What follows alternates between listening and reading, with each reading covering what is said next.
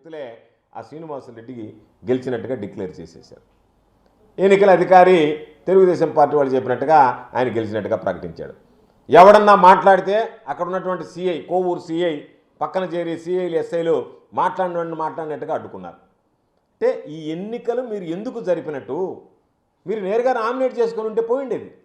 మేము ప్రజాస్వామ్యబద్ధంగా ఎన్నికలు జరుపుతున్నామని చెప్పి ఇంత నియంత్రణత్వంగా ఇంత బెదిరింపు ధోరణిలో ఎన్నికలు జరిపితే దీనిని ఏమనుకుంటారనేటువంటిది ఒకసారి ఆలోచన చేయాల్సినటువంటి పరిస్థితి. అదేవిధంగా సర్వేపల్లి నియోజకవర్గానికి సంబంధించి వెంకటాచలం మండలంలో కస్మూరు గ్రామంలో నామినేషన్ వేయడానికి అక్కడికి వస్తే సిఐ వెళ్ళి ఆ పేరుతో సహా ఈ పేరున్నటువంటి వ్యక్తి ఎవరో అని అడిగి, నేను సార్ అంటే జీపీకి ఏమి అంటే నీ మీద కేసులు ఉన్నాయి, నీ మీద ఫిర్యాదులు ఉన్నాయని చెప్పి ఎవడైతే నామినేషన్ వేయడానికి సిద్ధపడి అక్కడికి వస్తాడో, మేము పార్టీకి సంబంధించినటువంటి బహిష్కరించాం కాబట్టి మేము ఎక్కడ జోక్యం చేసుకోలేదు, ఏ అధికారి కూడా ఫోన్ చేసి ఏమయ్యా మీరు ఎందుకు చేశారని అడగలేదు. కానీ ఎవడన్నా ఒక రైతు అనేటువంటి వాడు అక్కడికి వెళ్ళి నేను పోటీ చేస్తానంటే పార్టీలకు అతీతంగా, ఇది పార్టీలకు అతీతంగా జరిగేటువంటి ఎన్నికలు.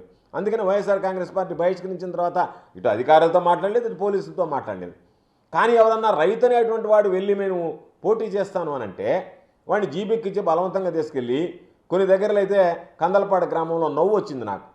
కూర్చోబెట్టారంట, నామినేషన్ కోసం వచ్చామంటే కూర్చోమన్నారంట. కూర్చున్న తర్వాత 11 గంటలకు సీఏ వచ్చాయంట. ఏమి ఏడు కూర్చున్నారని, నామినేషన్ వేయడానికి వచ్చి ఇంకేమో నామినేషన్ టైం అయిపోయింది పండి అని చెప్పి వాళ్ళని బయటికి తరిమేశాడు. అంటే ఎంత విడ్డూరమైనటువంటి పనులు. చివరికి సరే ఇవన్నీ జరిగాయి. బోగోలుకి సంబంధించి ఆ మండల కన్వీనర్గా ఉన్నాడు రఘు అని చెప్పి అతను కోర్టుకు వెళ్ళాడు. ఎన్నికలు మనం బహిష్కరించక ముందే ఎన్నికలకు సంబంధించినటువంటివి ఇవి సరిగ్గా జరగలేదు, సీక్రెట్ బ్యాలెట్ ప్రకారం ఓట్లు జరగాల, కాబట్టి పద్ధతిగా ఓట్లు జరిపించండి అంటే కోర్టు ఇచ్చినటువంటి డైరెక్షన్ ప్రకారం మీరు ఒకవేళ వాళ్ళు చేతులెత్తడానికి ఒప్పుకుంటే చేతులెత్తండి, లేదంటే సీక్రెట్ బ్యాలెట్ ఉంటే సీక్రెట్ బ్యాలెట్ ప్రకారం ఓటు నిర్వహించండి అని డైరెక్షన్ ఇచ్చింది కోర్టు. ఇది 12వ తేదీ సాయంత్రము ఆర్డర్ తెచ్చుకుంటే వాళ్ళు 13వ తేదీ వాళ్ళని తీసుకొని వెళ్ళి మీరు డబ్బులు పంచుతున్నారు ఓటర్లకి అని చెప్పి ఇంట్లో నిద్రపోతున్నటువంటి వాళ్ళని ఎక్కించుకొని పాపం ఆ పోటీ చేసేటువంటి అభ్యర్థి ఎవరైతే ఉన్నాడో కొండయ్యానని, అయ్యా మేము పార్టీ బహిష్కరించింది, మేము పోటీ చేయడం లేదు మొర్రో అన్నా కూడా లేదు మీరు కోర్టుకు పోయారు కాబట్టి మీరు డబ్బులు పంచుతున్నారని మాకు ఫిర్యాదు వచ్చిందని చెప్పి తీసుకెళ్ళి పోలీస్ స్టేషన్లో అర్ధరాత్రికి తీసుకెళ్ళి పోలీస్ స్టేషన్లో నిర్బంధించారు.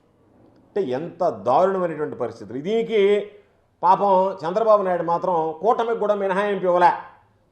బీజేపీ కానీ దానికి సంబంధించినటువంటి దాంట్లో ఈరోజు పేపర్లో కూడా చూసాం. బీజేపీకి సంబంధించి విజయనగరం జిల్లాలో మోహన్ రావు అనేటువంటి వ్యక్తి ఎల్కోట మండలంలో ఆ అధికారి డిఈ కాళ్ళు పట్టుకున్నా సరే ఇరిగేషన్ అధికారిని లేదు కుదిరేది లేదు నీకు ఇచ్చేది లేదని చెప్పి తెలుగుదేశం పార్టీకి సంబంధించినటువంటి వ్యక్తులు కుర్చీలతో దాడి చేసి అతని మీద ఈరోజు ఆ ఒక్కటి ఇచ్చినటువంటిది లాక్కున్నారు. నెల్లూరుకి సంబంధించి ఏఎస్పేట మండలానికి సంబంధించి ఆత్మకూరు నియోజకవర్గంలో పెదాభిపురంలో అదేవిధంగా జనసేన వాళ్ళు నామినేషన్ వేయడానికి వెళితే వాళ్ళని నెట్టేసి వాళ్ళని కూడా నామినేషన్ వేయించలేదు. ఎందుకంటే